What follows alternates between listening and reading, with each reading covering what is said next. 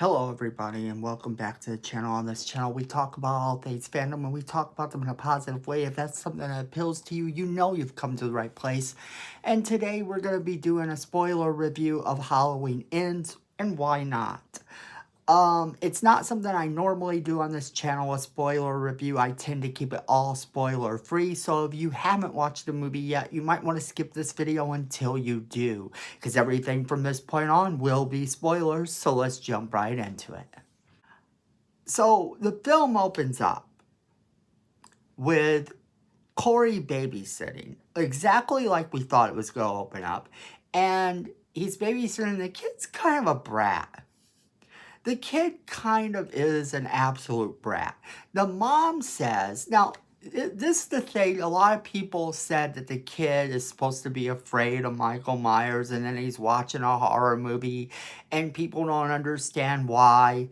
Look, the kid can be afraid of Michael Myers and still watch a horror movie. He can be afraid of the boogeyman and still want to watch those movies. Trust me, as a little kid, this was me. I might have been afraid of some things, but I still wanted to watch the scary stuff. And the little kid taunts him saying, you're afraid of the boogeyman. You're afraid of Michael Myers, right? And the little kid kind of becomes this real brat about it. So he wants to play sort of hide and seek with him. He ends up trapping him in an attic where Corey can't get out. Corey's pushing on the door, and a lot of people say that, I heard one person say that it's bad editing that you don't see the kid behind the door. Well, if you're focusing on Corey over here, how can you see the kid behind the door? A little bit of critical thinking goes a long way in what we're saying is a flaw with the movie. If you're saying that you thought we should have seen the little kid behind the door, that would have been a little bit less intense than what we got. So I overall think that was a good choice. We see the little kid get smacked by the door when he opens it, but we don't quite know that happened, but we know because we hear the kid outside the door. Well, the parents, of course, are coming home right about then. We see the kid drop from the stairs. Now, a lot of people say the kid had to have gone airborne, which, yeah, okay. Why is it hard to believe he went airborne? This is a little kid versus a grown adult kicking a door. I would guess he would go airborne over the stairway. Well, the parents get back, they get in just in time to see their kid splat on the ground, and his head comes up and goes back down. It's one of the most gruesome things ever, and Jamie Lee Curtis was right. It is every parent's nightmare to come home and see this happen. Well, of course they blame Corey. Then we jump forward in time to 2022 because that whole scene took place in 2019. And Corey has apparently gotten off on all charges because he was innocent. Well, the town may not agree that he's innocent because the town has been ravaged by all this horrible stuff that had been happening in the past. Michael Myers still haunts this town, regardless of what anybody thinks. He is haunting this town currently, and there's all sorts of little hints and nods that he is still active in the sewers, but things are getting blamed on him that aren't even his fault. People do things, it's Michael Myers. There's a person with a gun that shot someone, it's Michael Myers. Person hangs themselves, it's Michael Myers. Every little thing in the town that they could possibly blame on Michael Myers is getting blamed on Michael Myers, so the things that he's actually doing, dragging people into the sewers to kill them, nobody's even noticing. So that right there was a nice little thing to notice in the movie right away. That they were blaming a lot of stuff on Michael Myers, but what was he actually doing the whole time? And he was just hanging out in the sewers because he had to go somewhere. And they answer this question. A lot of people say, why was it he walking the streets like he always did? Well, apparently his house was destroyed. That's right, they destroyed Michael Myers' house. That was a creative choice for the film, I guess, to get him to hide away somewhere. But that's the whole reason he was in the sewers to begin with, is his house was destroyed. Now, the thing about it is that Michael Myers is secretly killing people. Corey's getting blamed for murdering this kid. And people are calling him a monster, a horrible person, all this stuff. He's being bullied by high school students and band members, no less. But to be fair, these band members don't look like your regular run-of-the-mill stereotypical band members. There might be some people that if I didn't want to fight, I might avoid. They were kind of really hardcore bullies in that sense, where I might have avoided them too, just because I wouldn't have wanted to fight with them. Because a 22-year-old guy fighting kids, fighting teenagers, after he's already probably still on probation after all those years, isn't going to look good on his record. So meantime, he's fighting he's having to push off these kids that are bullying him and everything, and Laurie Strode comes along. Now, Laurie Strode has sort of tried to change her ways. She still is haunted by Michael Myers. And this should be quite obvious. A lot of people are saying, no, she's baking cakes and pies and stuff. And she's Miss America mom and all this stuff. Grandma that you want to be. And, she's so wonderful. Well, she's broken. She's absolutely broken. And you have to really read between the lines to see just how broken she is, because she will snap at the most innocent little things, like someone just killed her family. Oh, wait. But yeah, see, and that's the thing about it is she's not doing as well as she's letting on, but she wants to maintain this whole I am doing good. So she's baking pies, doing everything she can, telling everybody she's wonderful, writing a book, talking about her experiences. Everything seems perfect. She meets Corey when he's getting beat up, and she sort of stands up for him. These bullies sort of go away, but not before they go into the convenience store and Laurie and him flatten their tires. So they bonded. And why not? They're both sort of broken people. Now then you have Corey meeting Allison. And the reason Corey meets Allison is because, well, Jamie Lee Curtis's Laurie Strode thinks it's a wonderful idea to set them up. Now, here's the thing. It's not a good idea because they instantaneously sort of bond over their brokenness too. So they kind of form this Romeo and Juliet love at first sight type of thing. And that's really what it is, because Corey's mom is evil and really don't want him with her. Corey's mom is really overprotective, kind of the way Arnie's mom was in Christine, which this movie takes a lot of references from. Michael Myers being in the cave becomes important because then all of a sudden Corey is pushed over the bridge by these bullies. He can't fight because if he fights them, he goes to jail. And he's tried as an adult. So then he's pushed over the edge and he's knocked out. He's dragged into the cave by Michael Myers, who really takes a look at this kid. And Michael Myers can probably sense broken. Michael Myers is always one step ahead of everybody. And that's the thing. Michael Myers stalks the world. So him looking at this kid and letting him go isn't about him letting this kid go. None of that's true. He grabs the kid by the throat. He looks at the kid. He sees in the kid's eyes that the kid is terrified. But he probably also sees that this kid is a complete loser that's been bullied and beaten down. And all of society hates him. He can tell this in the kid's eyes. So he lets him go with the understanding, of course, he knows that the kid's getting ready to snap because he could see that sort of same insanity in his eyes, much the way Laurie Strode sees it in his eyes later on. Now, you make of that what you want, and you could call it supernatural, and maybe it was something supernatural to it. We don't know.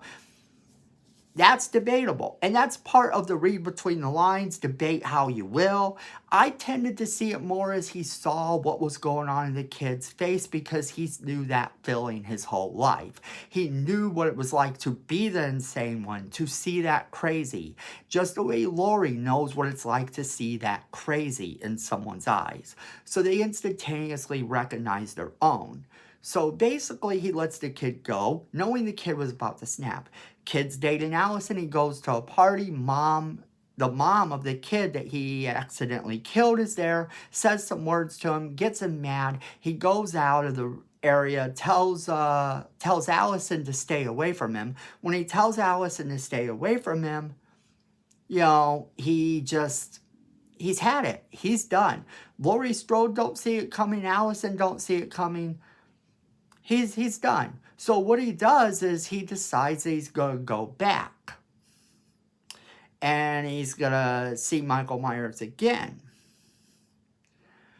So he goes back, he sees Michael Myers again, but this time he brings Allison's ex-boyfriend, who's kind of chasing him, is kind of being mean to him as well, and he lets him get murdered. Well, this sets off a chain of events because he's like, wow, okay, this is great. He stumbles out and he kills this bum. When he kills the bum, he's like, wow, I can do this. This is great. And I can blame it all on Michael Myers. And that's got to be what his mindset was. I can blame this all on Michael Myers. I know he's still alive. The world doesn't know he's still alive, but I do. Now, the thing about that is that he decides that he's going to do this. He goes out and he starts killing people who have done him wrong.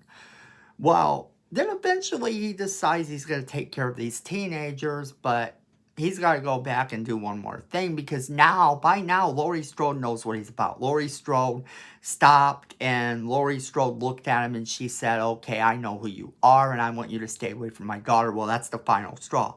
Now he knows what he has to do. He has to kill Laurie Strode and he's got to make it look like Michael Myers does it. So he goes back to the cave, back to the sewer, and he goes and he fights Michael Myers. Now, a lot of people are saying Michael Myers is weak during this scene. I don't see it as such. I see Michael Myers got knocked over for a second. The kid pulls off his mask and he darts forward. The kid doesn't wait and Michael Myers doesn't really have time to get up. The kid runs out. You see Michael Myers set up when he's walking out of the cave. When the kid is getting out of the cave, you see Michael Myers set up. Michael Myers actually turns. He looks. He knows what he's going to do. Michael Myers knows this kid is apparently going to go and take care of some business and he wants to go too. Well, Michael Myers has been stalking with this kid the whole time, letting the kid lead the way. And the reason being that Michael Myers is always one step ahead. He's a killing machine. He'll kill anybody in his path. But far be it from him to not use this kid. So there were a couple scenes before where he would go with the kid and watch the kid kill. You could always hear Michael breathing in the background. That's the key word. Michael was breathing in the background during a lot of this movie, hinting that he was out and about and he was visible. Now, whether you heard it or not, it was really, really subtle and really, really low. Now, the thing about it is that he used this kid, and then the kid used him. Well, you don't use Michael Myers the way he uses you. Oh, no, no, no. So Michael Myers had a plan. Kid goes to kill these teenagers, then he goes to kill Laurie Strode. Because he has to kill Laurie Strode, because he wants to live happily ever after with Allison. He wants to leave town, stop being the monster, and live happily ever after. But that's not going to happen. So Michael Myers comes running through, but we don't know this yet because he's facing down Laurie Strode. Laurie Strode fakes him out by pretending to commit suicide. Did you really think I'd commit suicide? Boom. Shoots him a couple times, knocks him down. She says, you came here to kill me. Why don't you do it? You know, takes off the mask. You came here to kill me. Why don't you do it? Kid doesn't do it. She says, you're never going to get away with this. You're never going to have Allison. You're never going to be happy. And I'm not afraid of someone like you, basically. And he goes, yeah, well, if I can't have Allison, no one will. Stabs himself with a knife. Allison walks in. All she sees is her boyfriend bleeding. Everything else is a blur. She doesn't see that he's wearing Michael Myers' outfit. She doesn't see the mask sitting there. She just knows that her grandma has betrayed her. She tells her, like she did earlier, kind of, you pretend like you're normal. You pretend like you're all right, and you're not. And so then Laurie Strode is sort of distraught as Allison walks away, leaves the house. We see feet, and Michael Myers comes in. He grabs his mask. He's ready to play. Well, Corey, as he's grabbing his mask, tries to grab him. And Michael Myers ain't having it. He reaches down. He just snaps the kid's neck. He's like, I'm done with you. I don't need you anymore. Goes to fight Laurie Strode. Laurie Strode and him battle for a little while. It's kind of an intense scene with lots of throwbacks to previous fights they've had. Mainly the first one they had. And she gets the upper hand, kind of takes him down. And as you would expect in any horror movie, the bad guy gets killed. Even though he may come back, he gets killed. Well, she slices him, dices him, does what she can. Then, right when he's getting ready to get the upper hand again, Allison comes back. Allison breaks his arm. I heard people say, how can you break his arm? He's supernatural. No. He's not the Man of Steel. You can break his bones.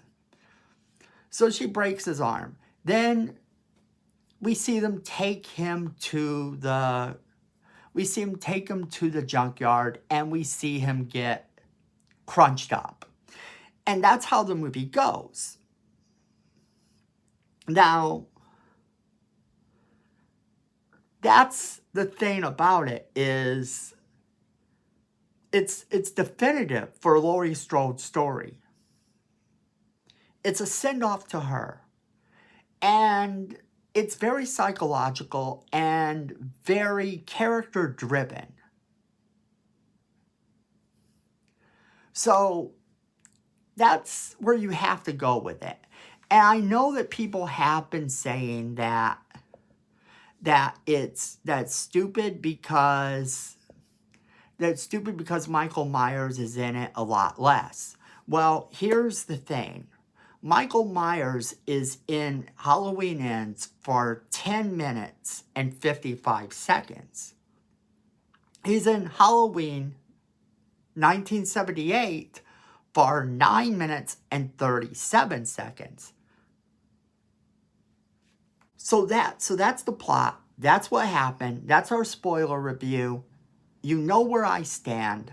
I thought it was very character-driven, very awesome.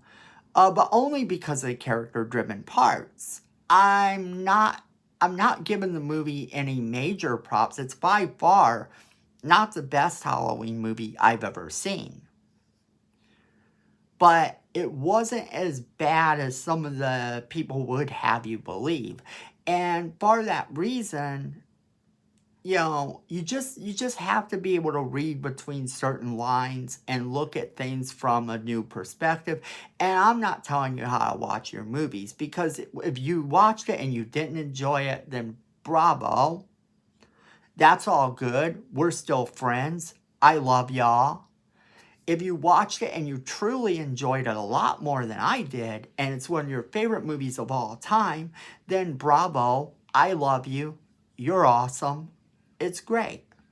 The thing about it is we have to be better fans to each other. It's okay for us not to like the same things, not to like the same movies. But this is the part where I end this review and I want to know what you guys think. So let us know what you think in the comments below, and share this video with all of your friends so they get the same great content you get.